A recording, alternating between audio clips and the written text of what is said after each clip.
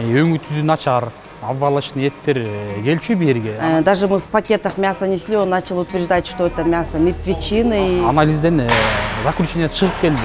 Бирөө антибиотиктер шықты, бирөө мертвечины деп шықты. С января этого года он за каждый килограмм возимого мяса берет по 2 сома.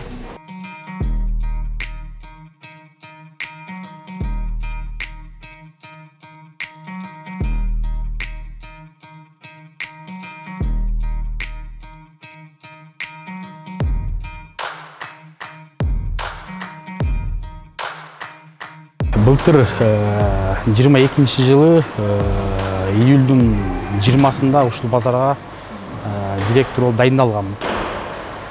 Анан дайындалгандан кийин көп мыйзамсыз нерселердин баарын көргөм, өз көзүм менен аныктаганбыз. Совместно милициялар менен, биякта бизде ветеринарлар бар. Атайын ушу базардын эт тарабын карай турган ветеринарлар бар. 2 года назад, точнее, пришли к нам арендаторы новые. Oswald Company. Потом во главе Галенко Александра Ильича. Он поставил своего администратора Асаналиева Адилета, который со своим приходом сразу же начал творить хаос на нашем рынке. Он начал устанавливать свои правила. Откуда-то, я не знаю, поснимал всяких видео, всяких фотографий. И даже мы в пакетах мясо несли, он начал утверждать, что это мясо мертвечины и что это плохое какое-то мясо. Но как таковых доказательств его слов нету.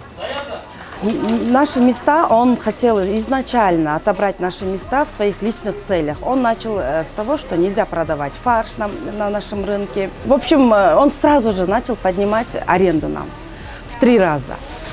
В 3 раза. С 10 тысяч он поднял сразу до 30 тысяч, с 70 сомов до 200 сомов, до 400 сомов. Люди были на это согласны, но потом он понял, что раз люди согласны, значит, они все равно держатся за это место. И он начал уже, грубо говоря, выживать.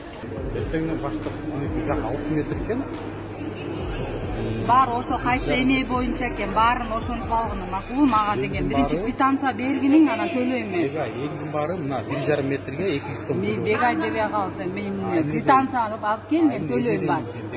Жок, бегай деп туруп мага өзүм чок мага. 1,5 метрге 200 сом төлөп атат. Эртең по метражу төлөйсүң, хорошо? Договор алып кел, анан мен как положено закон боюнча төлөйм. Өңү түзү начар, обвалочный эттер келчү берге. Анан биз баарын эскерткенбиз. Берде Камбарова Бегай, Кылычева Мерим аттуу немелер бар болчу, аялдар.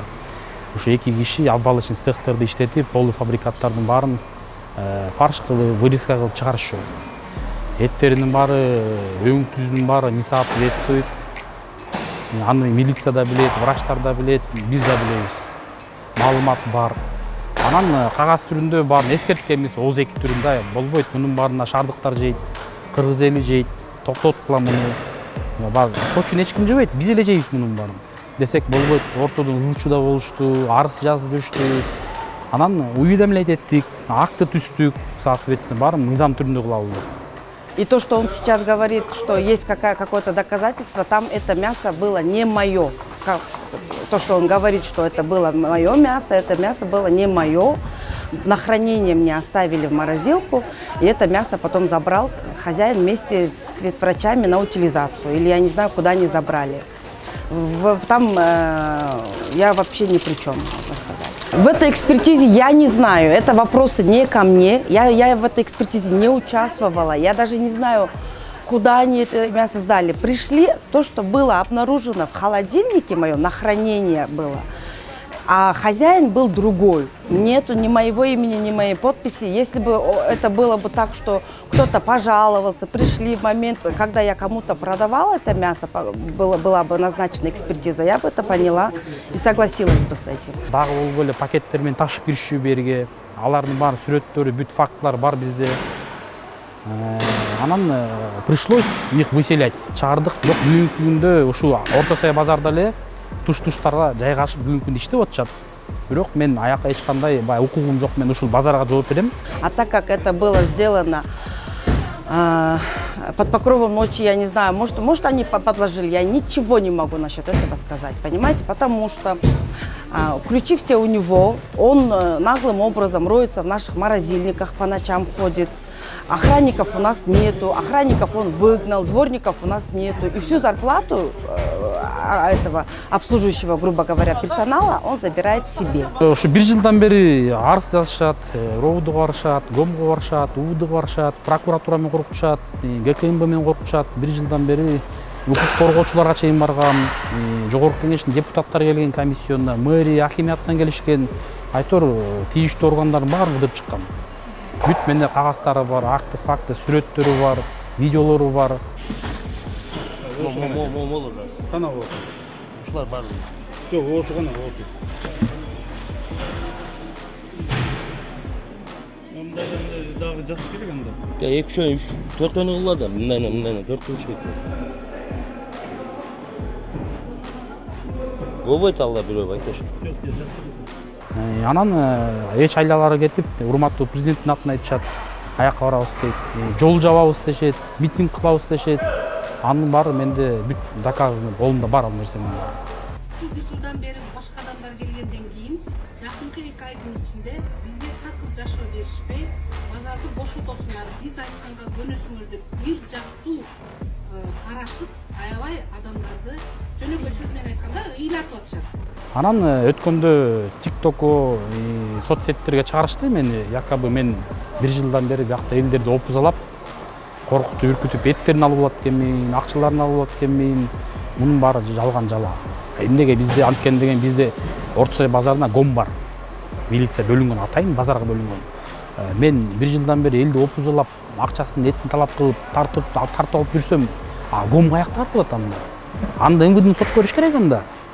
Эмнеге тартипти карабайт? Мы обратились с письменными запросами во многие инстанции, в том числе в мэрию, в прокуратуру по этому делу. Наше дело, даст Бог, рассматривается. Сейчас между ними и Думе расторгнут договор, о чем ему было вручено уведомление 21 июня нынешнего года. А расторжение договора произошло 11 мая этого года. Нам сказали, чтобы мы не отдавали деньги за места, точнее, вот тем, кто работает там. Но он также продолжает осуществлять свою деятельность, грубым образом нарушая все законы. Он говорит, что он платит до сих пор аренду, но аренду он сейчас не платит, поскольку у них нет договора. Основания ему платить аренду нету. С января этого года он за каждый килограмм возимого мяса берет по 2 сома. За килограмм мяса берут деньги. Сколько килограмма берет, айтып отмун? 150 килограмма? Сен пападай. Давай, мизамно. И не дает никаких чеков, никаких подтверждающих документов, что это законно. А людей он просто запугивает, он говорит, это обосновывает тем, что это собирается на ремонт, на зарплату рабочим. Но зарплату и ремонт они должны были вкладываться со своего кармана. Немелер боюнча иш козголгон материал бар.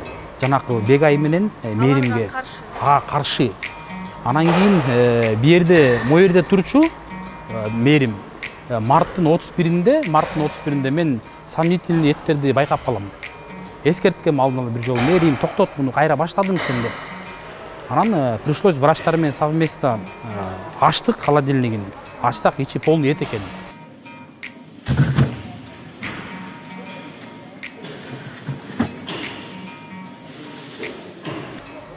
Ана et eкен, сразу санайтын станцияны чакырдык, милицияларды чакырдык, акты түстүк. Анан сейф пакетке салып, бир 2 килограмм эт алып кетишти. 2 килограмм эт алып кетишти. 2 килограмм эттин бир 3 күндөн кийин анализден заключениясы чыгып келди. Бирөө антибиотиктер чыкты, бирөө мертвечина деп чыкты.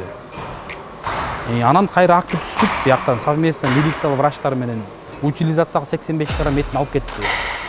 Ошондо Мээримди ошону чыгарып салган.